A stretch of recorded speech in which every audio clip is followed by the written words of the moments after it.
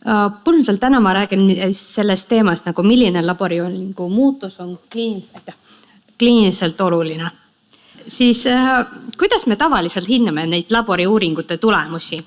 Esmalt vaatame, kas uuringu tulemus on üldse referentsväärtuses või väljaspool seda. Kui see on nagu väljaspool, siis vaadatakse, kui suuresti ta on väljaspool. Kas natuke, 10, 100 korda rohkem, siis vaadatakse ka, kas tulemus on ajas muutunud või ta püsib kusagil samal tasemel, isegi kui ta on referentsväärtusest kõrgem või madalam. Ja vaadatakse ka, kas tulemus on üldse sobib kliinilise pildiga või me kahtlustame mingit probleemi, näiteks laborivea. Siin ma ütleks ka, et kui teil kunagi tekib see mingi kahtlus, et tegemist võiks olla laboriveaga, siis saab täiesti laborisse helistada ja küsida nõu. Meil on tublid laboriarstid, kes saavad teid ka nagu juhendada ja võib-olla koos mingit probleemi leida. Ja siis vaadatakse ka, kas tulemus muudab käsitlust.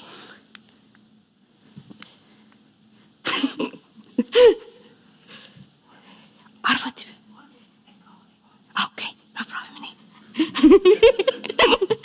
Siis nagu doktor Karel Tomberg juba rääkis, siis ma natuke kordan ka, et tavaliselt referentsväärtused siis põhinevad vahemikul, mille see langeb 95% tervetest populatsioonist. Põhimõtteliselt, mida see tähendab, on see, et 2,5% tervetest saavad neid madalamaid tulemusi ja 2,5% saavad kõrgemad ebanormaalseid tulemusi, kuid nad on tegelikkuses terved. Ja põhimõtteliselt statistiliselt ka tähendab, et kui me teeme inimesele seda hemogrammi leukogrammile, näiteks 100 inimesele, siis 64 nendest tuleb vähemalt üks väärtus referentsväärtustest väljaspool. Et see on nagu päris suur kogemus. Ja siis samamoodi haige populatsiooni uuringute tulemused võivad kattuda ka terve populatsiooni tulemustega. Näiteks siin on näha, et see punane populatsioon saab siis valenormaalse tulemuse. Ja selles mõttes peab ka meeles pidada, et Eestis nagu referentsväärtused on võetud tootjapoolsetest soovitustest, nagu Karel ka rääkis, et nad ei ole tehtud Eesti populatsioonil, välja arvatud hemogramm. Ja näiteks kui on võetud Ameerika populatsioonil, siis nad on palju heterogeensem. See Ameerika populatsioon kui Eesti populatsioon, siis nagu võivad isegi natuke rohkem varieeruda. Ma proovin. Nii. Ja siin nagu juba üks tähelepanu tuli, et siis kui tulemus on isegi natuke väljaspool referentsväärtusi, siis terviseportaal annab märku, et on nagu näiteks üle või alla normi, värvib seda oranžiks ja ka isegi siin on näitena, et trombotsüüdid on natuke kõrgemad. Ja see ei tähenda kliiniliselt mitte midagi, aga see tekitab suurt ärevust patsiendile, kui ta näeb sellist nagu oranži kirjased üle normi. Ja tavaliselt ütleks ka, et trombotsüüdide tõus on reaktiivne, näiteks põhjustatud rauapuudusest, infektsioonidest, traumadest. Ja siis kui palju peab siis uuringu tulemus muuta, et me saaksime öelda, et see muutus on kliiniliselt oluline? Siin on ka selline väga hea valem, mida ma olen võtnud meie Moodle'i materjalidest, laborimeditsiini materjalidest, aga ma ütlen ka ausalt, et mina olen seda näinud ja ei saanud aru sellest valemist. Ja siis proovin teile seletada, mida see tähendab. Et siis põhimõtteliselt meil on erinevad nagu varieeruvused, mida me peame nagu arvestama, et öelda, et kliiniliselt on see muutus oluline. Põhimõtteliselt see esimene on see analüütiline varieeruvus. Tähendab see seda, et nagu samuti doktor Tomberg juba rääkis, et meil on erinevad analüsaatorid, mis mõõdavad natuke teistmoodi ja mõned me ei saa nagu võrrelda omavahel, mõned me nagu saame. Ja siis on ka see olukord, et isegi sama analüsaator, sama patsiendi prooviga ja kui ta mõõdab seda paar korda järjest, siis tekib nagu vähene muutus sellel. Et nagu ta ei mõõda iga kord ühe sama väärtust. Ja see võiks olla tingitud ka sellest, et nad analüsaatorid võtavad näiteks sama kogust verd, aga meie võtame näiteks hemogrammi. Et nagu rakud ju ei ole jaotud nagu täpselt samamoodi nagu kõikidel nagu veres sees, ühes kohas on natuke rohkem trombootsüüdi, teises eritrootsüüte ja siis võetakse sama kogust verd, mõõdetakse seda ja iga kord on natuke erinev väärtus ka tuleb. Siis esineb ka bioloogiline varieeruvus ehk siis varieeruvus inimese sees ja siis igal inimesel on tavaliselt oma normaalne väärtus iga analüüsi jaoks. See võib olla nagu natuke väljaspoolt referentspiire, täpselt keskel ja see võib olla tingida ka olukorda, kui on näiteks inimesel tavaline väärtus enam-vähem kogu aeg samal tasemel ja näiteks referentsväärtuse ülemisel piiril ja kui ta hakkab natuke langema, siis ta võib nagu alumise referentspiirini, siis muutus võib olla juba kliiniliselt oluline, aga ta jääb ikka referentsväärtuse sees. Ja siis inimese sees toimuvad ka muutused, mis põhjustavad siis individuaalset varieeruvust. Näiteks vanusega seotud. Me ei saa oletada, et mingi väärtus püsib lapsel, täiskasvanutel ja eakatel inimesel samal väärtusel. Samamoodi nagu mingid tsüklilised häired, nagu näiteks suguhormoonid menstruaaltsükli jooksul.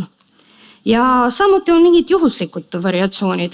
Näiteks isegi, kui inimene ehmatab enne verevõttu ja siis prolaktiin tõuseb. Täiesti normaalne füsioloogiline reaktsioon. Ja siis valemis kasutatakse ka usaldusväärsuse asted. Ehk põhimõtteliselt, kui kindlalt me saame öelda, et muutus on oluline. Siin ma tooks ka ühe näited.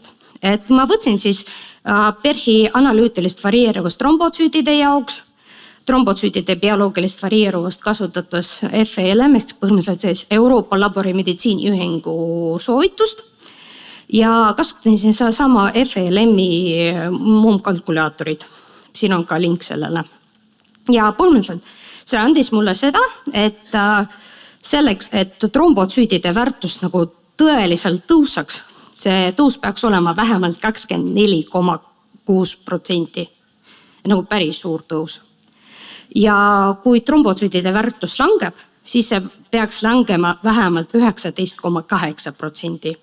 Et kui me panna seda numbriliselt, siis nagu eelmisel oli näha, et kui trombotsüüdid oli 395, siis kliiniliselt oluline muutus oleks siis tõus üle 492 või langus alla 316, mis on nagu päris suur vahe. Ja siis vaadatakse ka trende. Et põhimõtteliselt analüüside interpreteerimisel on oluline vaadata ka seda muutust ajas. Ja samamoodi peab ka meeles pidada, et mõningaid analüüse me ei tohi erinevate laborite vahel võrrelda. Seda peaks nagu iga kord kontrollida. Seal tervise nagu andmevaatoris on isegi nagu linnuke ja märk sees. Aga siin ma näitaks ka, et näiteks siin need väärtus püsib enam-vähem samal joonel, nagu enam-vähem samal kohal. Ja siis ta hakkab natuke tõusma. Ja isegi tuleb nagu seda kliinilist oluline muutus on saavutatud. Kui me vaatame, et see 395 nagu paari aastaga siis tuli 527. Ja siis võiks vaadata kõik tulemused ka kliinilises kontekstis. Et samamoodi kui on näha, et trombotsüütid hakkavad tõusma, ferritin hakkab langema. Kui eriti siis, kui meil tuleb mingi noor naine, kes kaebab jõuetust, juustehaprust, kahvatust, siis tegemist on rauapuudusega ja reaktiivsega trombotsütoosiga. Ja siin ma ütleks ka seda, et see väärtus juba võiks viidata latentsele rauapuudusele. Et põhimõtteliselt hetkel kirjanduses on juba võetud, et ferritin 40 nagu korda, et nagu mitte 15, aga 40 või 30 sõltuvalt kirjanduses on juba viitab latentsele rauapuudusele. Ja siis siin ma ütleks ka seda, et kui vaadata, siis hemoglobiinsiin püsib selle referentsväärtuse ülemisel piiril ja siin ta hakkab langema. Ja siis seda 146 ja 134 on juba kliiniliselt oluline muutus, kuigi tulemus on ikka referentsväärtuses. Ja siis mul on 2 haigusjuhtu veel, mida võiks arutada ka. Põhimõtteliselt siin tegemist on minu peretuttavaga, ja see on 61-aastane naine. Siis ta küsis minu käest, mida ma mõtlen, kas kolesterool on 8,8 on hea või halb. No jah, probleemiks oli see, et tema perearst ütles, et ta peab alustama statiiniraviga, aga patsient keeldus ja väga-väga ei tahtnud mingit ravimeid võtta. Ja siis mitu kuud ta kasutas siis punase riisi preparaate ja siis palus uuesti kontrollida perearsti juures neid analüüse. Kordusanalüüsides siis kolesterool oli 7,9 ja siis perearst ikka tahtis, et ta võtaks statiine. Ja patsient ju näeb, et see muutus on väga-väga suur. No siis oli väga kena, et ma teadsin sellest minimaalsest olulisest muutusest ja tabelist ja valemist ja ma näitasin temale, et võtsin seda PERH-i väärtust, analüütilist varieeruvust, bioloogilist varieeruvust ja näitasin temale, et kui kolesteroolväärtus langeb, siis peaks langema 12,9%. Ehk põhimõtteliselt kliiniliselt oluliselt langeks peaks olema 7,6 millimooli liitris. Et temal langust ei olnud ja statiini peaks ikka võtma. No, kas ta võtab hetkel statiini, seda ma küll ei tea, aga loodame. Ja siis teine haigusjuht ka. Et näiteks siin on patsient, naine, 75 aastat. Ta on siis jälgimisel pankrease need kasvaja tõttu. Mingeid haigusse spetsiifilisi kaebusi temal ei ole. MRT püsib dünaamikata. Ja labori muutused, nagu, kuidas me teame, et labori muutused on olulised temal. Samamoodi vaatame dünaamikas, kas need muutuvad. Ja see kromokraniin A, kui meil on see, me määrame kromokraniin A, siis väärtus tõuseb, kui see tõus on vähemalt 43,2% ja langeb, kui see väärtus on nagu vähem kui 30,2%. Ja siis siin vaatame, et esimest korda langust ei olnud piisav. Ja teist korda ka, et põhimõtteliselt samamoodi analüüsid olid dünaamikata, nagu MRT või kaebuse sümptomid. Ja siis tänan teid tähelepanu eest.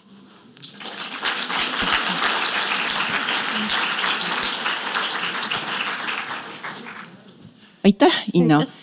Et meditsiiniliselt oluline muutus, kliiniliselt oluline muutus on meil nüüd uued mõisted jälle. Ma palun, kas saalist on küsimusi? Jaa, palun. Et perearstina ei saa vaikida.